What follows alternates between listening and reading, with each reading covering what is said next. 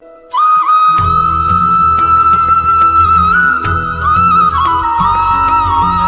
సాయిరామ్. సమర్థ సద్గురు సాయినాథ్ మహారాజ్ కి జై. ముందుగా మన సాయి కుటుంబ సభ్యులందరికీ నమస్కారం అండి. అందరూ కూడా సుఖంగా, సంతోషంగా, ఆరోగ్యంగా బాగుండాలని మనస్ఫూర్తిగా కోరుకుంటూ ఈరోజు వీడియో మొదలు పెడుతున్నాను. ఇక ఈరోజు వీడియోలో బాబా గారు ఏం చెప్పబోతున్నారు అంటే, తల్లి, ఈ మూడు కూడా తప్పు చేసే ప్రతిసారి, నీ జీవితంలో తప్పు చేసే ప్రతిసారి నీ కళ్ళ ముందు మెదిలేలా చేస్తాను. నీ యొక్క కోరికలు తీరాలి అన్నా కూడా ఈ మూడు చూస్తే చాలు అని బాబాగారు ఈరోజు ఒక చక్కటి సందేశాన్ని మనందరి కోసం అందిస్తున్నారండి. తల్లి, నీ జీవితంలో ఏం కోల్పోయావో, అసలు దేని కోసం నువ్వు బ్రతుకుతున్నావో అది నీకు నెరవేరాలి అంటే, నీ జీవితంలో అది నీకు దక్కాలి అన్నా కూడా నేను చెప్పినట్టు చెయ్యి తల్లి. ఈ మూడు వస్తువులు కూడా నీ జీవితంలో నీ కంటికి ప్రతి క్షణం కనిపించేలాగా నీ ఇంట్లో ఉంచుకోవాలి. అలా ఉంచుకొని ప్రతి క్షణం ఆ వస్తువులను నువ్వు చూస్తున్నట్లయితే నీ జీవితమే మారిపోతుంది. కాబట్టి చాలా జాగ్రత్తగా నేను చెప్పేది విను తల్లి. నీ జీవితం మారడానికి ఒకే ఒక్క అవకాశం, ఇది వదులుకోకు. ఈ అవకాశాన్ని ఎవ్వరూ కూడా మిస్ చేసుకోకండి. అలాగే ఇంకా 10 మందికి కూడా ఈ అవకాశం దక్కేలాగా చేయండి. అంతేకాని బాబా గారు ఇచ్చే సందేశం కానీ, పరిహారాలు కానీ ఎంతో చక్కగా ఉంటాయి. వాటిని మనం తప్పకుండా పాటించాలి.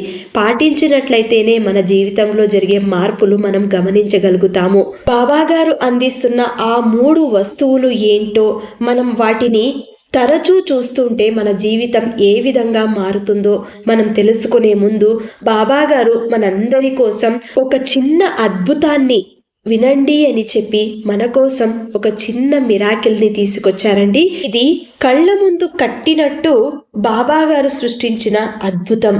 నిజంగా చెప్పాలంటే ఒక భక్తురాలి జీవితంలో జరిగిన మార్పు ఏ విధంగా ఉందో ఈ చిన్న కథని ఒక్కసారి వినండి.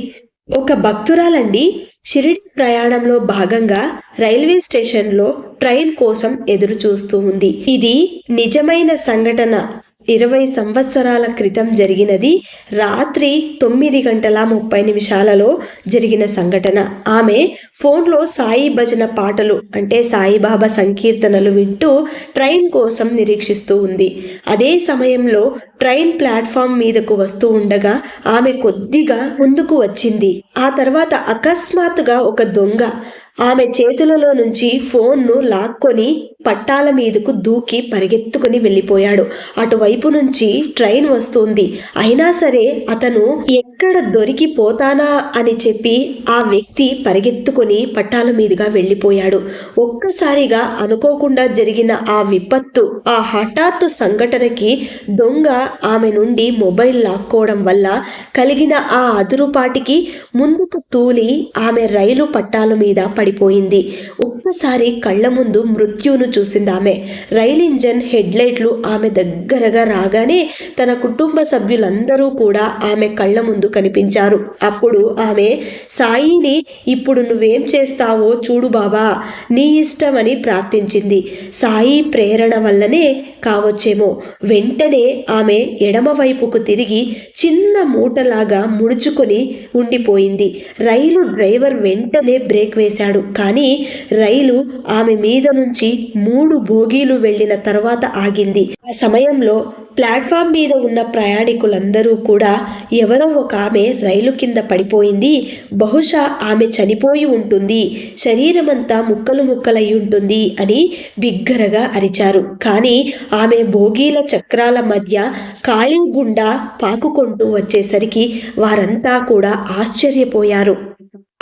ఉన్న తన కుటుంబం వారు కూడా ఎంతగానో సంతోషించారు. అలాగే ఆమె చేతిలో ఉన్న పర్సు, బ్యాగు అలాగే ఉన్నాయి. ఇంకొక మహా అద్భుతం ఏంటి అంటే ఆమె వేసుకున్న దుస్తులు కానీ ఆమె మీద అంటే ఆమె ఒంటి మీద, శరీరం మీద ఎక్కడా కూడా చిన్నపాటి గీరుడు కూడా లేదు.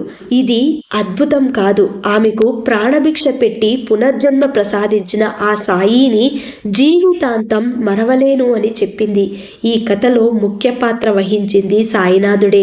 ఆయన మహిమే ఎంత గొప్పగా ఉంటుందో మనం కూడా అనుభవిస్తే తప్ప ఇంతటి అద్భుతాలు ఇంకొకరితో పంచుకోలేము కదా. మరి నమ్మకంతో ఉంటే బాబా గారు తప్పకుండా మనం ఎంతటి ప్రమాదంలో ఉన్నా, ఎంతటి ఆపదలో ఉన్నా కూడా ఆ బాబా గారు, ఆ భగవంతుడు ఖచ్చితంగా మనల్ని రక్షిస్తాడు. బాబా గారు చెప్పిన 2 నియమాలు ప్రతి భక్తుడు కూడా గుండెల్లో పెట్టుకొని మసులుకుంటే జీవితాంతమే కాకుండా జన్మ జన్మలు అయినా సరే మనతోనే బాబాగారు ఉంటారు. బాబాగారితో భక్తులకు ఉన్న సంబంధం పసుపు కుంకుమ లాంటిది, ఎన్నటికీ వీడిపోని బంధం మన సాయి కుటుంబం. ఈ 2 నియమాలు, ఒకటి శ్రద్ధ అంటే నమ్మకం, ఇంకొకటి సబూరి అంటే సహనం. ఈ 2 జీవిత కాలం ప్రతి భక్తుడు ఆహారం 3 పొద్దులు ఎలా సేవిస్తాడో అలా వెంట పెట్టుకొని జీర్ణించుకోవాలి. అప్పుడే నువ్వు కోరింది నీ గుమ్మంలో ఉంటుంది. మరి ఈరోజు బాబా గారు 3 గొప్ప విషయాలు మనకు తెలియబరుస్తున్నారండి. దాని ద్వారా మనం ఇవి అర్థం చేసుకోగలిగితే తప్పకుండా మన కోరికలైతే ఏ ఉన్నాయో అవి తీరుతాయి. అసలు అవి ఏంటో తెలుసా? బాబా గారిని ఒక్కసారి మీరు చూడండి. స్క్రీన్ మీద ఒక ఫోటో అయితే పెట్టాను. బాబా గారి జీవన శైలి ఏ విధంగా ఉండేదో. ఒకటి సటకా పట్టుకున్నారు, ఇంకొకటి చేతిలో ఒక గిన్నె పట్టుకున్నారు. ఆ తర్వాత ఇంకొక వస్తువుని చూడండి. బాబా గారు ఒక సంచిని భుజాన వేసుకున్నారు, ఒక జోలెని తగిలించుకున్నారు. అంటే ఈ 3 ఉంటే బాబా గారి జీవన శైలి ఏ విధంగా ఉందో మనకు ముందే తెలుసు. మనం సచ్చరిత్రలో చదివాం. బాబా గారు సటకా దేనికోసం వాడేవారో, అలాగే జోలె తగిలించుకుని ఇంటింటికి ఎలా తిరిగేవారో, అలాగే చేతిలో గిన్నె పట్టుకుని కొంతమంది భక్తుల ఇంటికి మాత్రమే వెళ్ళి భోజనం తెచ్చుకునేవారు. ఇవన్నీ కూడా మనం సాయి సచ్చరిత్రలో చదివే ఉన్నాము. కాకపోతే చదవడం గొప్ప కాదు, చదివిన తర్వాత దానిని అర్థం చేసుకుని మన జీవన శైలిలో కూడా మార్పులు తీసుకురావడమే నిజమైన భక్తుడు చేసే పని. ముందుగా సటకా చూడండి. బాబా గారు సటకాని ఏ సమయంలో వాడేవారో మీకు తెలుసా? బాబా గారు ఈ సటకాతో ఎవరైనా తప్పు చేస్తే మందలించేవారు. ఇంకా ఈ సటకాతోనే మంటలు కూడా చెలరేగించేవారు. ఈ విధంగా ఎన్నో రకాలుగా బాబా గారు సటకాని వాడేవారు. ఈ సటకాని చూసిన తర్వాత జీవితంలో మనకు ఏది శాశ్వతం కాదు. మన జీవితం బాబా గారు ఎందుకు ఇచ్చారు అంటే, ఆ భగవంతుడు మానవుని జన్మ ఎందుకు మనకిచ్చారు? ఏదో సాధించడాని కోసమే. అది సాధించిన తర్వాత మనం వెళ్ళిపోవాల్సిందే కదా. ఏదీ కూడా శాశ్వతంగా ఉండదు, మనతోటి రాదు. అది మనం గమనించాలి. బాబా గారి జీవన శైలి ఏ విధంగా ఉండేదో అలా ఒకే ఒక్క రోజు ఏ భక్తుడైనా ఒక్క పూట గడిపి చూశారా? అసలు ఆ విధంగా ఉండి చూశారా? ఎలా ఉంటుందో ఆ అనుభవం మీరు అనుభూతి చెందారా? ఎవ్వరూ కూడా చెంది ఉండరు. కాబట్టి అంతటి అద్భుతం, అంతటి అనుభూతిని మనం పొందాలి అంటే ఇంకొక జన్మ, లేదంటే ఇంకొక 100 జన్మలు ఎత్తి అయినా సరే మనం రావాల్సిందే. కాబట్టి బాబా గారి చేతిలో ఉన్న ఆ గిన్నెని చూసారా? గిన్నె చూసిన తర్వాత మనకి ఏది గుర్తుకొస్తుంది? అన్నం పరబ్రహ్మ స్వరూపం అని. మనం ఆ అన్నం కోసం ఎన్ని తిప్పలు పడుతూ ఉంటాం. డబ్బు ఉంటే చేతిలో 3 పూట్ల అన్నం తింటాం. అదే డబ్బు లేకపోతే పస్తులుండే పరిస్థితి ఏర్పడుతుంది. కాబట్టి మనం ఇన్ని చేస్తున్నది దేనికోసం అంటే కడుపు నింపుకోవడం కోసం. కాబట్టి మన జీవితంలో ఉన్న బంధాలు ఏవి కూడా శాశ్వతం కాదు. అవి మనం గుర్తుంచుకోవాలి. ఎవరి మీద కూడా అపారమైన ప్రేమని, బంధాన్ని పెంచుకోకూడదు. ఈ రోజు మనం ఒక 100 రూపాయలు కష్టపడి పనిచేసి సంపాదించాము అంటే ఆ 100 రూపాయలలో రూపాయి ఎవరికైనా దానం చేసి చూడు. ఆ గుణం నీలో ఉంటే తప్పకుండా బాబా గారు కూడా మెచ్చుకుంటాడు. అంతేకాదు, నువ్వు పిడికెడ అన్నం తింటున్నావు అంటే ఆ పిడికెడల అన్నంలో కొద్దిగా తీసి చీమలకో లేదా ఇది దైవ ప్రసాదం అని చెప్పి పక్కన పెట్టి తిని చూడు.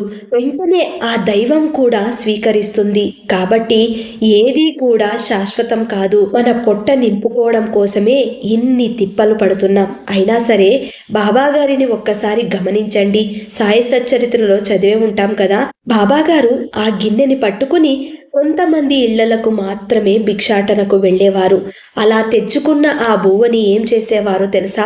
ఒక రాయి మీదకు వెళ్ళి అక్కడ నిలబడి కొద్దిగా చేతులతోనే ఆ రాయి మీద చేతులతోనే తవ్వి అక్కడ కొన్ని నీళ్లు పోసి అక్కడ ఆ బువ్వ పెట్టేవారు.